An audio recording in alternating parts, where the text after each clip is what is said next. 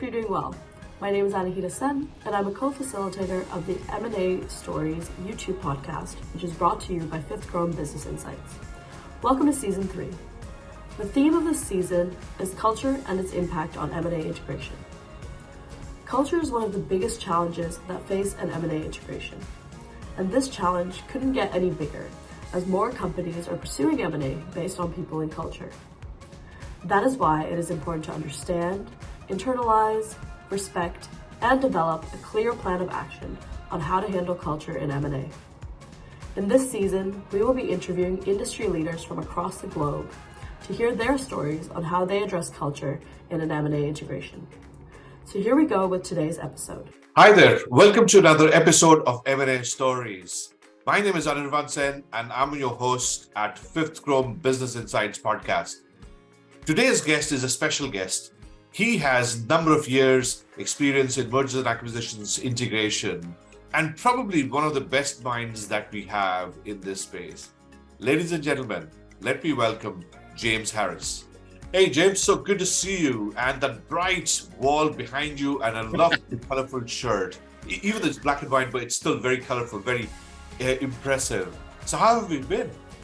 It's been really good. The great thing about M&A is there's always something going on. So that's what I do like that. So yeah, it's busy and there's just a lot to think through right now as far as where we're at in the world and the economy. So yeah, it's always going, which is my favorite part about M&A.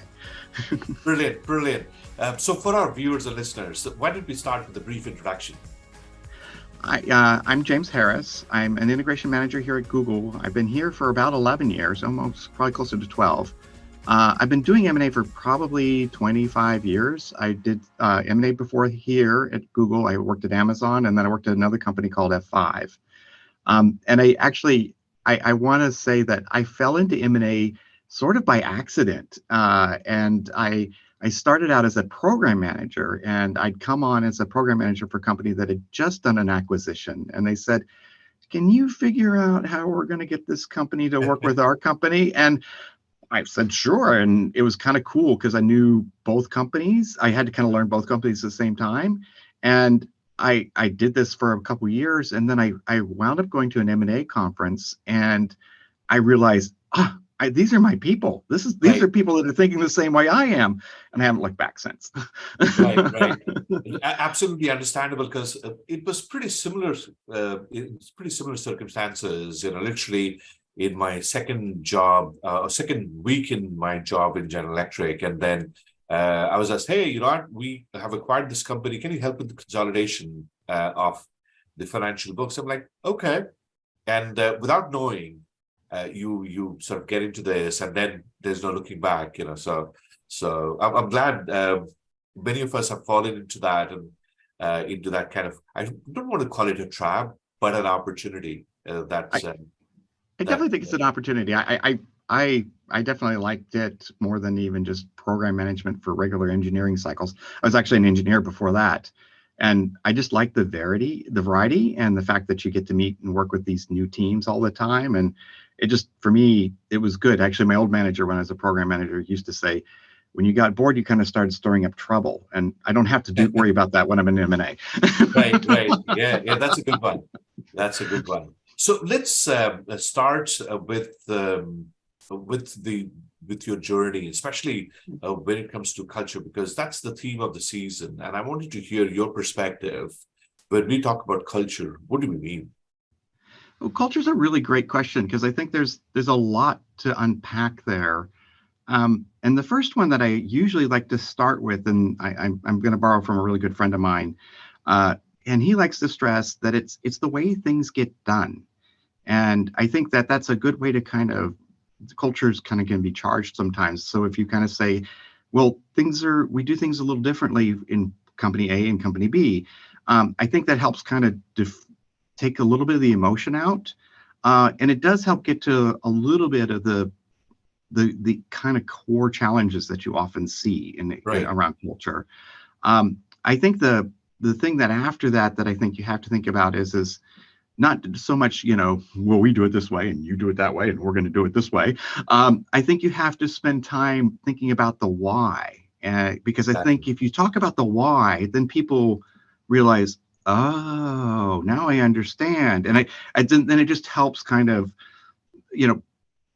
start to kind of change from a dialogue of, us and them to here's why we do things. And sometimes the why can be a good opportunity to revisit the why, because I think there's opportunities on both sides for everybody to think that through. And it's just a way to kind of get to it's a more neutral ground, I guess is the way I like to think about it. Right. Now, is this friend of yours written 2 books as well? Yes. Yes.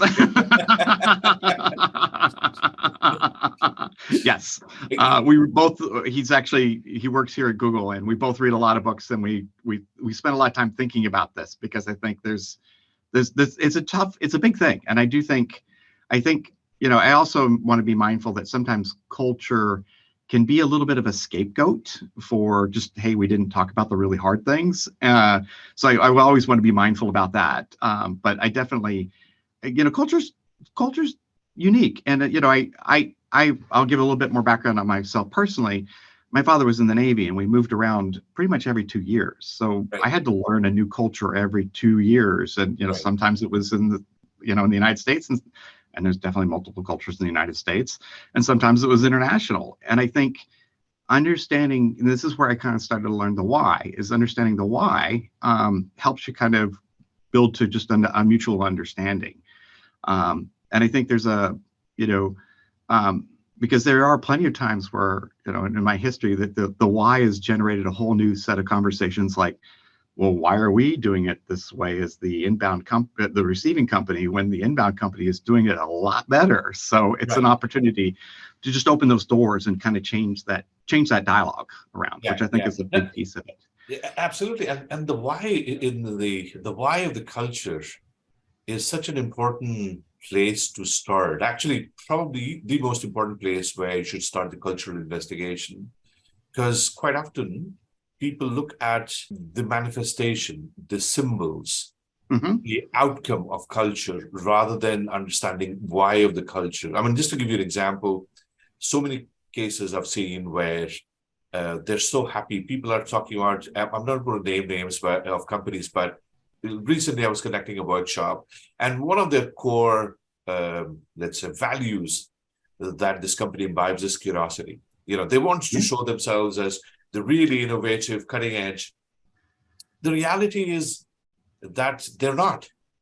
Even though it's a Fortune 500 company, but it belongs to the old school. And I'm not saying innovations don't take place in the old school, but what I'm saying is, in general, while one of their values is curiosity, but people themselves were asking, well, what does curiosity mean? I mean, as a person, I'm a curious person, but how does that translate into curiosity as a value at my workplace? And that's where I see mismatch versus understanding why do we need to have that as a value, to start with. So that's a great example that you called out about the why, the approach about why we need to see what the culture is. So good. So that's a good sort of starting ground. Now, you've had an opportunity to work with some of the best companies, especially when it comes to M&A and integration, right? And I want you to hear about your experience on the whys, rather than not necessarily what happened in your companies, but why did it happen? Why does a culture shape up in a certain way? What are some of the factors that are involved in shaping up a culture? I think a lot of why starts with, how the company was originally founded. And I mean, you kind of have to go all the way back to that. And, some of that's just kind of core principles or core pieces. And I won't name companies, but I will say that, I worked with one company that was formed by a former tank commander, and it definitely had a certain style to it. Right. And, once you kind of realized, oh, this has got a very militaristic, top-down driven, very tight teamwork kind of culture, then it was like, oh, this all starts to make sense. Right. Another one that I will call out, that I won't name again the company, was formed by a bunch of friends who used to play hockey together. Right. And it was a little bit of rough and tumble, but they definitely and they used to give each other all kinds of hard time. And I remember the two companies we were working with, the other one was like very super polite and very thoughtful and really conscious of like saying things that didn't want to upset people. And I would sit on the phone calls, and I'd be in both offices sometimes as I was shuttling back and forth. And the team that was the hockey players would be like, are they ever going to say what's on their minds to the nice, polite team? And the polite team would also sometimes come back and ask me, are they going to kill each other? And I'm like, and my job was to kind of bridge this and just, there's different styles here. And it originates on just kind of different cultures, because the one that was the hockey players were very driven and very focused and very fast moving.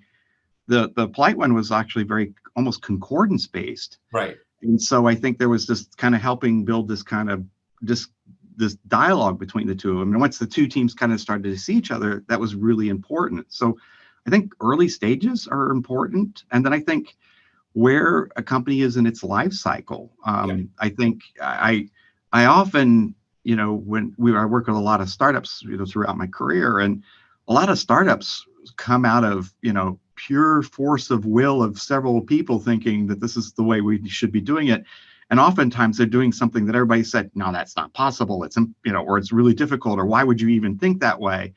And I think you have to understand and honor that culture. Right. Particularly if you're a large enterprise, which is like, oh, we need to think about this. We have a bunch of customers we have to be careful about. And we have to, we now have standards and things, all those lovely things to think about. And so I think there's always a great opportunity for both cultures to learn from each other. And ideally, there's a great statement around the tyranny of the or, which is this or that. Right. And I really look for ands. And so why can't you have a driven culture and be thoughtful about large institutions and how to scale, or, regulatory concerns, or all those good things. So I think to me, this is the value that culture can bring from acquisitions that can help kind of open both sides of the coin's eyes and kind of get them to think about it. Right. But it's really challenging to create that environment where both sides will listen. I mean, I think that's really important. In my past, I've cringed when I was on the acquiring company side, and somebody in a moment of frustration said, "Well, we bought you," and I was like, "Oh, just kind of like we just went back 30 weeks of cultural integration, and understanding." So I think that's really important to think through. In my, to kind of get back to your question, as I've gone through this with, when I was at, three major companies I've worked at, F5, which did they were doing acquisitions, and acquisitions at that scale was almost a little bit of equals. I mean, so it was really important to get culture groups together.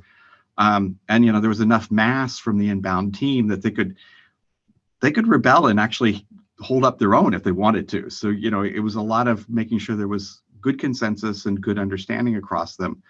At Amazon, it was more serial acquiring, again, bigger deals and more frequent, but it was kind of companies coming in to be a larger whole. And I joke because F5, it was 1 or 2 deals a year. When I was at Amazon, it was two to 5 deals a year. And at Google, we do a lot more deals than that a year. And so it was like this ramp. And I think as you go up, even though you move towards serial acquirers, and the size of a company is often smaller than the whole. Yeah. This influence of culture is something that still has a huge impact. I mean, it does. And I think as we do deals and deal reviews, and I work with sponsors over the years, I do ask some of the questions in smaller settings, like, are there parts of our culture that we want to shed and we want to adopt from those newer cultures?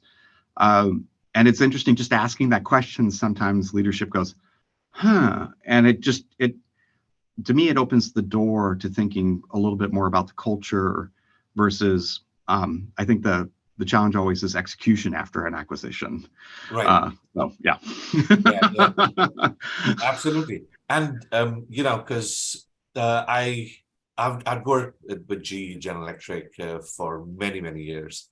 And that's where a lot of my foundation was created as well. And unlike you, where both Amazon and Google happened in the last couple of decades, right? When I joined GE, it was Jack Welch's era, right? And I saw literally a few sort of cultural, let's say, phases between Jack Welch's time and Jeff Immels's time, right? I'll collect a couple of incidents. Is that the way Jack Welch, let's say, created, or the way Jack Welch went about changing the culture of an organization, is he identified certain purposes, and as Deming describes them, and then he identified certain artifacts. One of the artifacts that G really became, and kind of was the predecessor to the whole Lean Six Sigma journey, or the Six Sigma back then, was what we call G workout. It has some of the aspects of a Gemba, some of the aspects of leadership, let's say, execution. But what it led to is this was one common theme that everybody understood in G. When we talked about workout in G, everybody knew what it meant. It was supposed to be kind of a 3-day event where we had groups of cross-functional people come together and take on a very powerful problem, or talk about a certain department or a certain, let's say, function, look through all the problems, prioritize, and then at the end of the 3 days, we would come up with recommendation, prioritized, and then show it to the business leader. The business leader essentially would need to give a yes or a no. And then if it was approved, you execute it. That was the power of workout. But then everybody knew what that workout meant, right? Now, when I would describe this to people outside of GE, they're like, workout? Have you started going to a gym or what? I love that point, because I think there is these big terms that you'll use when you're in whatever ecosystem, and you'll kind of like and you have to kind of ask or question or spend a few minutes explaining, because the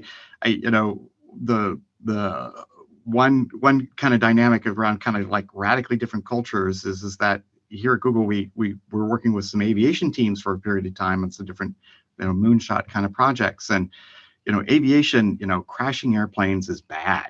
Sure. And I think that's a great component of many of the for many of the upcoming companies, startup companies, scaling up companies, fail fast, learn fast, right? It reminds me of an incident in GE Plastics, back then.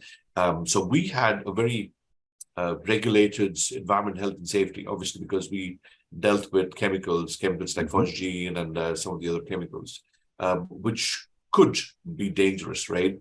And the question was for the AHS team, how do you put in policies, you put in procedures to handle these things and these mishaps, and what they would say is, well, we can't have accidents, because then one accident could completely wipe out the whole plant, right? So, but what they said was that they would have humongous numbers of scenarios that they would continuously keep playing out, so that, and they would get people, also ideas from people who would think differently, who could imagine scenarios that many people otherwise would not be. And they would encourage it, saying, hey, as long as we could simulate many of these conditions and create scenarios that could happen, but did not happen, is also good enough for us to be able to plan accordingly, right? So I think that was the part of the culture where some companies would not go beyond their own walls to solicit ideas, because they're like, hey, we've got a policy. This is how we do it. This is how we have done it in the past, and it'll continue going forward. And I think you think about organizations, and as you get bigger organizations, there are parts where you need to your organization may need to be very conservative. I mean, you don't have radical changes in your finance organization in most cases. Yes, yes, or exactly. you may be getting yourself in trouble. But there are other places where as we think about progressing folks in, sometimes there's some guidance and steering that we can kind of help move folks as we bring new teams in. That yeah, you may have a component that is highly regulatory thinking. Well, wow, there's areas here where we have to think about compliance, for companies. So, as you think about progressing the employees, sometimes that's an important thought process to kind of, going over here in the wild, incubation piece, maybe not be the great place for you, but boy, we have this whole compliance team that thinks about, how to address these concerns or guarantee safety. That's probably a good place. Correct. Yeah, and it kind of aligns to some of the personal values as well, right? So, because there are people who are risk averse by nature, and there are people who are risk takers, and every organization potentially, especially the larger ones, that definitely has opportunities that could fit in either of the profile. Now that reminds me, we should be talking about professional development, right? And for the viewers and listeners, so we identified a few factors. Clint in his book mentions 5 different factors about decision making, collaboration. In my let's say next book, Promise, we talk about 7 factors. One aspect that we find, which often causes problems, friction between companies, is the level of perceived professionalism.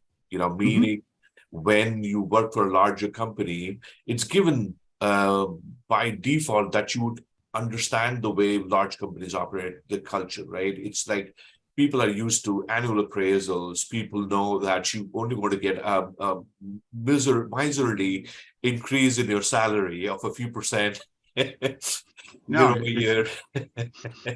That you have very fixed policies about spending money on your meals when traveling on business.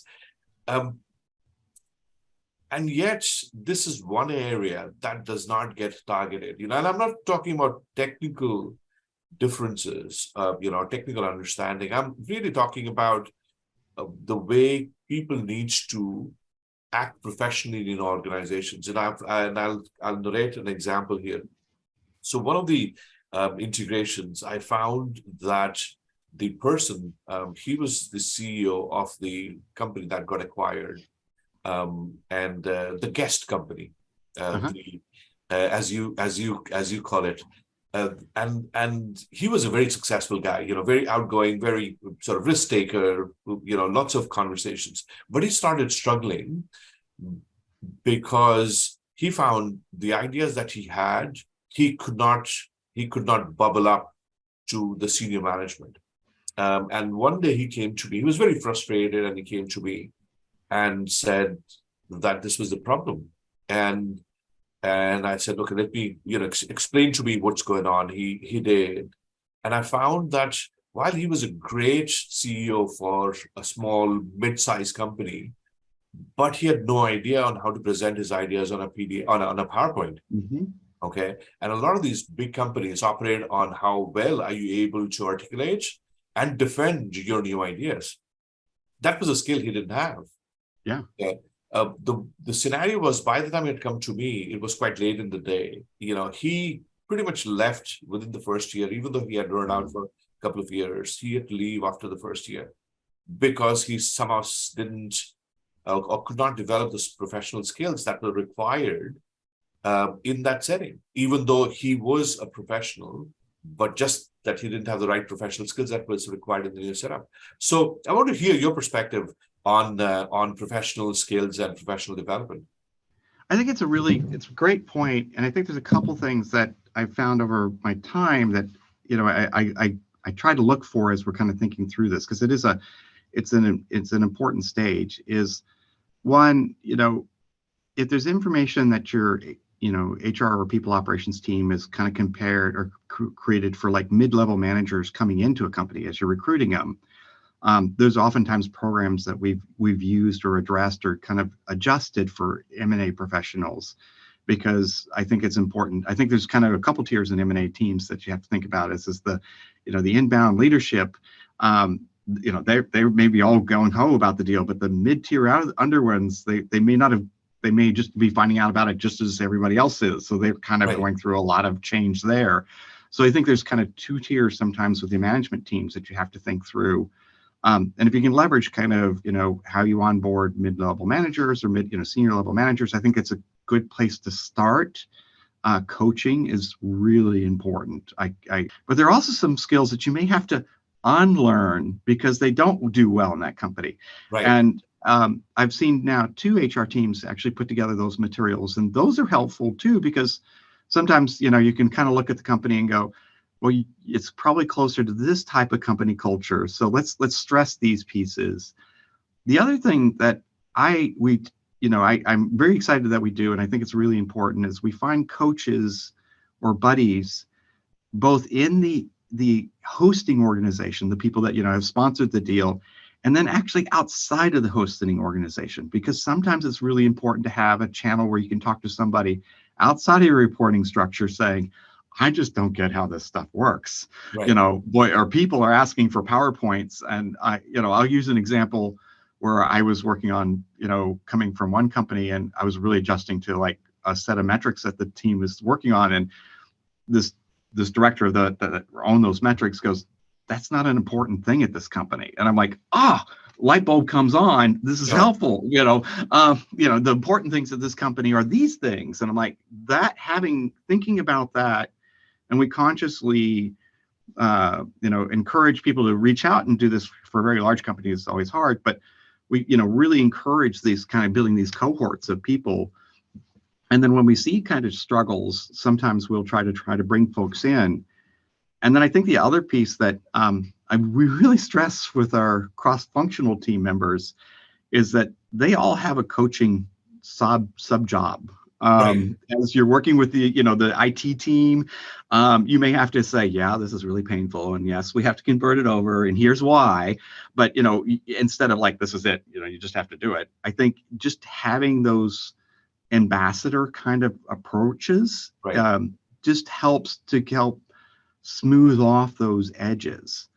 But I do think we should talk more about, that's kind of how you soften the edges. I think there's a whole nother set of things around like, how do you grow the talent from these teams that if you want me to, I'd love to hear how you've looked at that. And, No, absolutely. I think to your point, and let's kind of build on it, right? So one, of course, is you get these understanding how the company works, the professionalism that's there, the structure, the artifacts, right?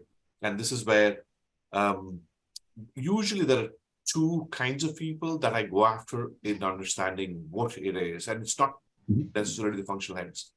It's the influencers. Who are the go-to people in your organization, right? And usually, there's an overlap. It's also the executive assistants. Absolutely. I completely agree. They unlock a lot. Yes. So I try to make sure that I capture a few people from the influencers group and a couple of executive assistants. And in fact, there was one guy the guy who had given me this idea about the executive assistants said that he makes it a point that every acquisition there is, he gets the executive assistant of the incoming team to present what and how the company works, in her opinion. And that's such a light bulb moment for many of the people in the host company, because she knows, or he knows, the exact way that the company, actually the heartbeat of the company, the way the company works, the best way they can describe an organization. So that's one place that I look at. And the second place I look at are the skills gap, and more the softer skills gap, because in smaller companies, there's a lot more informality which exists. Yes. Whereas in larger companies, there are protocols to be followed. There are ways that you need to present. It's not that just the moment you have an idea, you sort of bubble it up to the CEO saying, hey, Bob, or hey, Sarah, I have an idea. Can I speak with you? Yeah. Yeah. No, it's very fast. Yes, exactly. And that's where I call it the executive, let's say, skills, or the executive maturity, the ability to be able to have conversations with people who are responsible for multi-billion dollars. It could be board members, it could be those people, because let's be honest, and you and I, we both have worked in these large companies. Many of the people at the top are like demigods. Mhm. It's the reality. I mean, these guys are they are running companies that are bigger than GDPs of most of the countries in the world. So Yeah. there is a protocol that needs to be learned. There is a way to influence presentation skills, ability, or it's the courage. Do you have courage to be able to stand up scrutiny from these sort of people who have been extremely successful? And that's a different layers or levels of skills that you need to acquire, which are extremely important, especially if a mid-sized company has been brought in or bought to provide some sort of, let's say, rocket exponential growth that's required. So, you're raising a couple points that I've seen a couple times here. Is just being two that I'll raise is one, just being point blank about your culture. And I remember Google's culture still stems a lot from an academic background, and a few times people have asked, like, how do you get something done? And I'm like, well, it's kind of like a doctorate dissertation. You write it, and then you get it peer reviewed, and then it get reviewed again, and you have to defend it. And and people are like, oh, they've gone through the education pieces, and they get, it's like it helps to be draw a like for like. I think the other thing that I think is really important to think about is, how do you provide that direct coaching support as people are kind of learning, coming back from the Navy background, learning the ropes. One team that we have seen more have this happen regularly, and I really, really encourage it, is this. Right. And these are people that we consciously embed in the team. They help you with the heavy lifting. They also kind of are like, hey, if you're kind of navigating a very flat organization, here's the groups that you need to get like core consensus from first, because they have the biggest, they're the ones that everybody looks to. And then here's the follow-ons that you need to kind of bring along. All that institutional knowledge, if you have those people embedded in the team, just accelerates that work, because I think there's a lot of these cases where, I multiple times, I feel like I'm riding the same ride with their inbound teams. Is like, oh, that's how it works now. Okay. Exactly. And so, if you have people that can help kind of be those guides, I think that just really just helps accelerate. And I'll make a third point here. I think that this is always the challenge, though, is making sure that you carve out time to slow down, to speed up. Right. And, I think this is, you've done this deal, you've got these great targets, you want to like get to engineering and get product out, or, change the world in a radically way.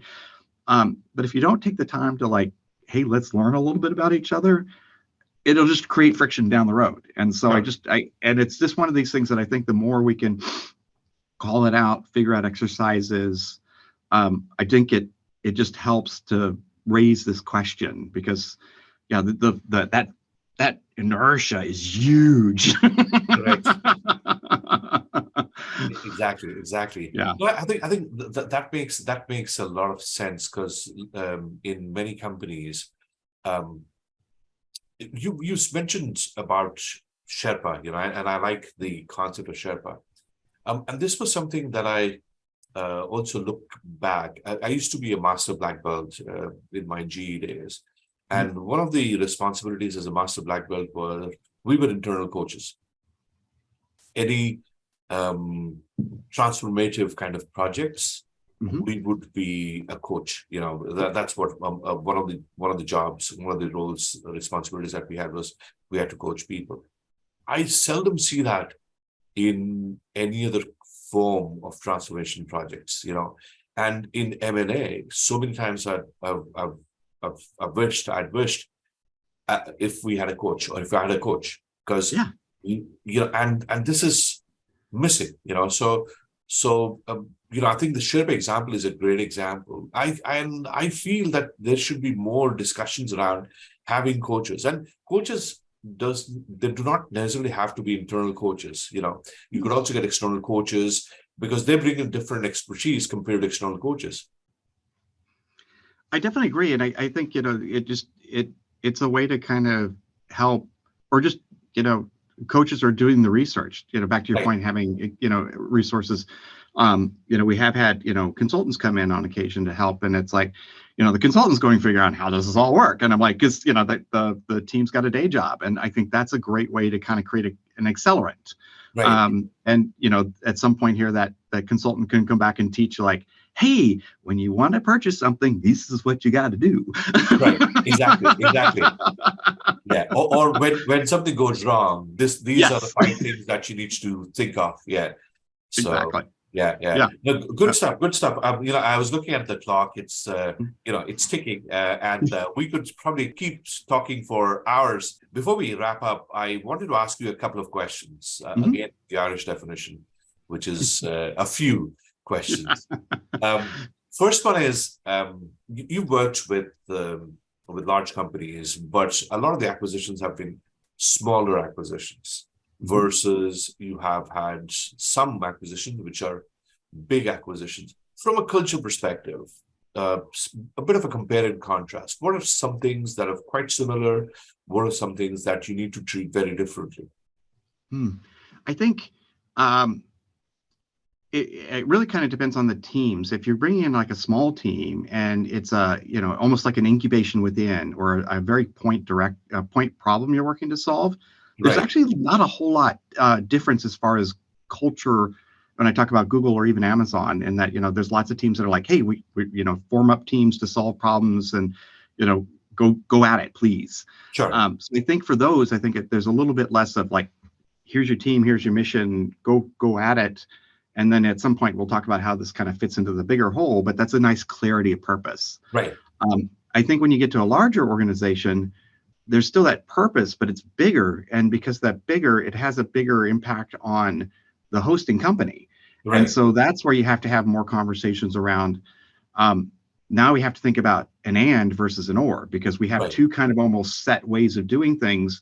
And we have to think about more how to navigate that. Maybe there's a new way, or maybe there's an option on both sides. But that takes, I think there's just a larger amount of conversation and a larger amount of work, because there's just more depth and more kind of, be candid, if it's a company providing like a new niche for marketing and sales, or products within Amazon, that's simple. Or engineering in Google, those are pretty simple pieces. But if you're taking like a new line of business like Motorola, which was, orthogonal to what we were doing at Google, you got to figure out a lot there to kind of figure out how kind of infrastructure changes and what's the best of both. So I think, the irony is the bigger it gets, the more complexity, surprise.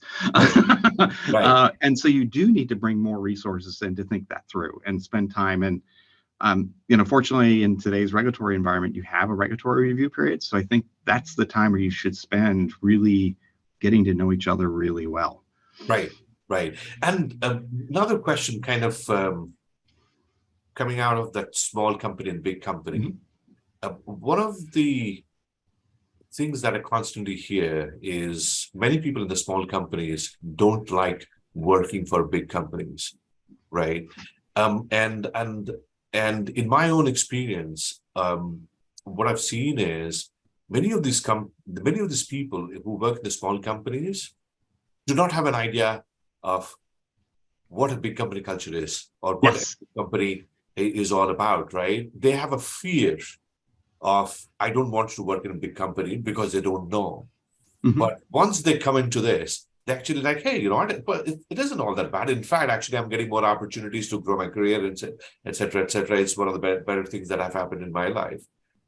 How much of it is, in your opinion, is that smaller companies have informal cultures, or culture that's not fully evolved, and their ignorance or their lack of understanding of the large company culture playing to it, versus the actual truth? of people hating to work for large companies? It's a great question because I do think I think it's really important to kind of try it. It's like trying to get your kids to eat broccoli. You may Right. like it, but I think it's important to kind of help create an environment where you can diffuse some of those concerns. I mean, it's like you don't want to I definitely think that there's an evolutionary process of bringing a company on versus revolutionary, and so if there's a lot of concerns about that, then maybe we'll slow roll some of the bigger like institutional things just to give people a little bit of time to adjust.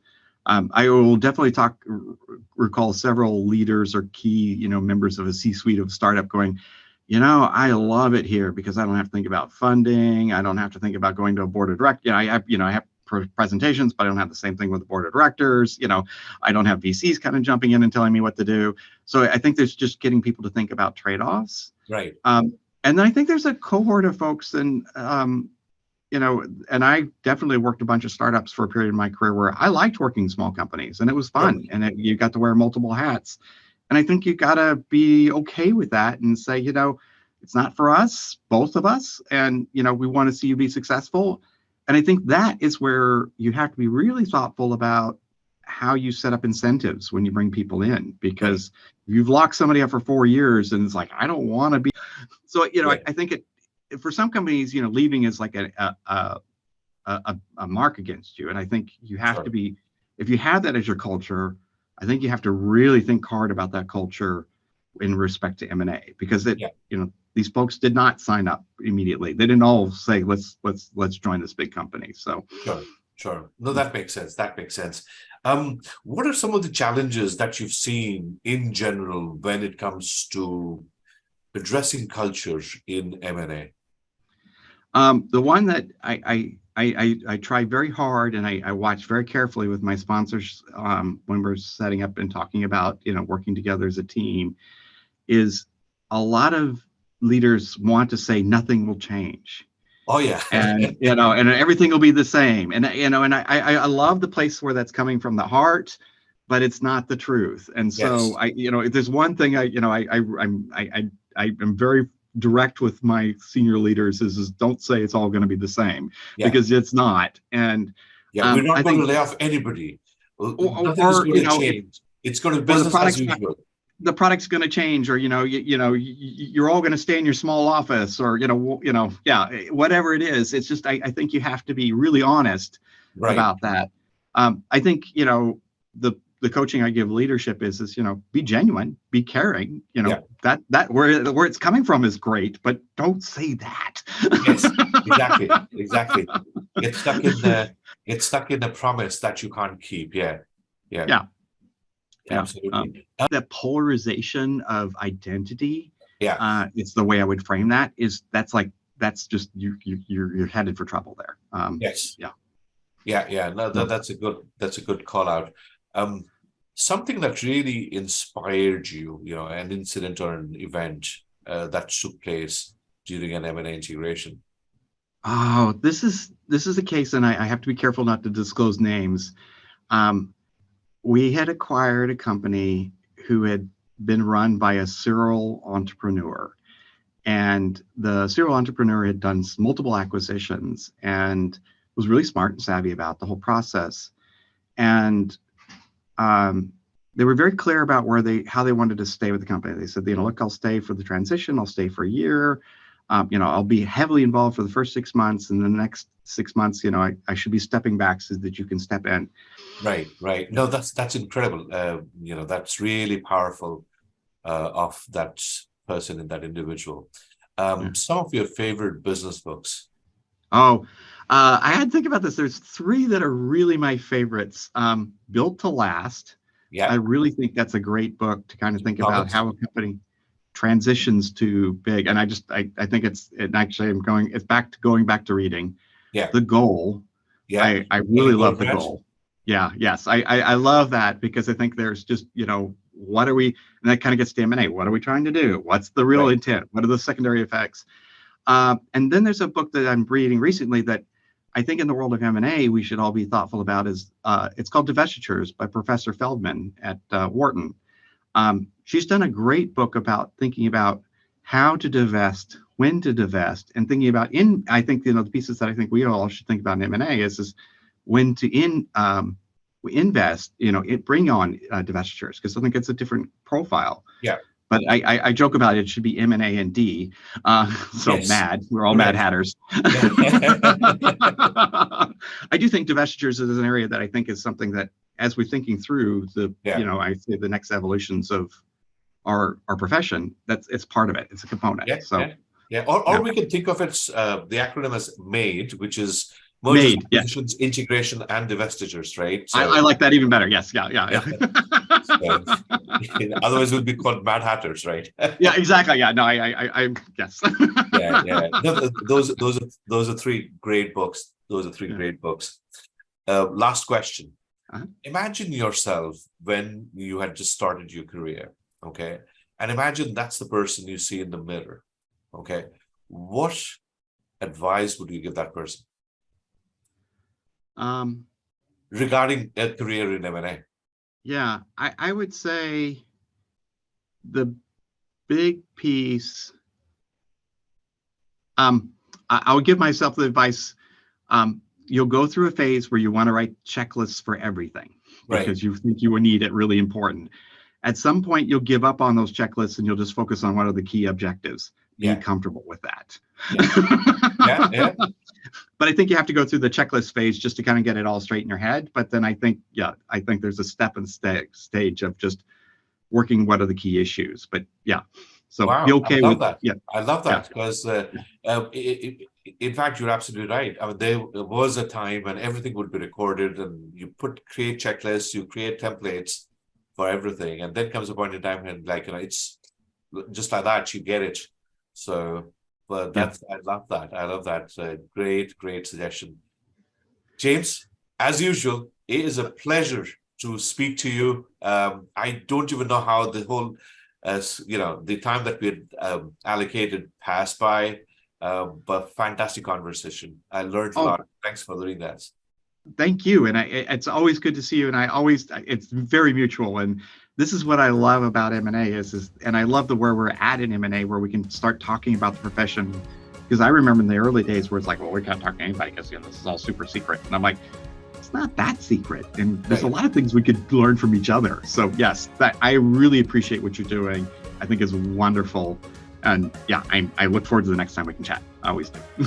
Absolutely. Thanks a ton, and we'll see you soon. Have a good day. Did you like today's content? If yes, then don't forget to hit the like button. If you heard something interesting, then don't forget to share it with your network and friends. And last but not least, please support us on this journey to spread awareness on topics related to M&A and integration by subscribing to our channel. That's all for now. Stay healthy and see you next time. And if you like this session, I'm sure you'll also like our latest new tool. It is a quick assessment scorecard to assess the robustness of your culture integration capabilities in M&A. It just takes less than 5 minutes to answer. It is for free and you get instantaneous assessment. So visit culturema.scoreapp.com. That's culturema.scoreapp.com and find out for yourself.